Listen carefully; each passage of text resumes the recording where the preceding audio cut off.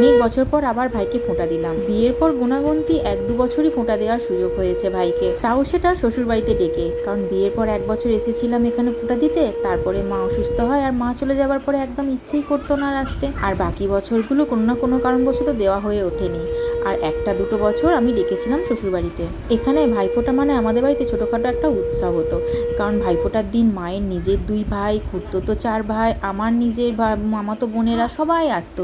আর আমার পিসি, পিসতুতো বোনেরা, ভাই সবাই, মানে একদম জমজমাটি ব্যাপারটা ছিল আমাদের বাড়িতে।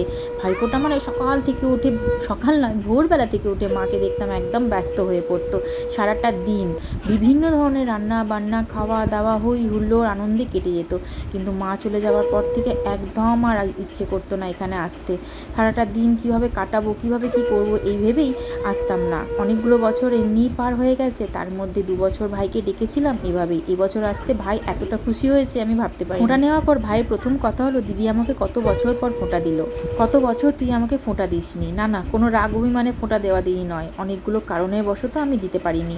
এই কথাটা শুনে যতটা ভালো লাগছিল ততটা কষ্টও হচ্ছিল যে ভাই সত্যি আমার জন্য কত অপেক্ষা করেছে বা চেয়েছে, আমি কোনো না কোনো কারণবশত দিতে পারিনি। ভাইফোঁটার দিন আমার বড্ড কষ্ট হতো, মন খারাপ হতো। ভাবতাম ভাই তো অন্য কারো কাছে ফোঁটা নিয়ে নেবে, মানে আমার তো আরও বোনেরা আছে। কিন্তু ভাবতে পারিনি যে আমার কাছে ফোঁটা নেওয়াটা ওর কাছে এতটাই গুরুত্বপূর্ণ বা এতটাই ভালো লাগা যতটা আমার ভালো লাগে। ভাই বোনের সম্পর্কই হয়তো এরকম, সারা বছর যতই লড়াই রাগারাগি মান অভিমান হোক না কেন, এই ভাইফোঁটার দিনটা একটা আলাদাই দিন ভাই বোনেদের জন্য।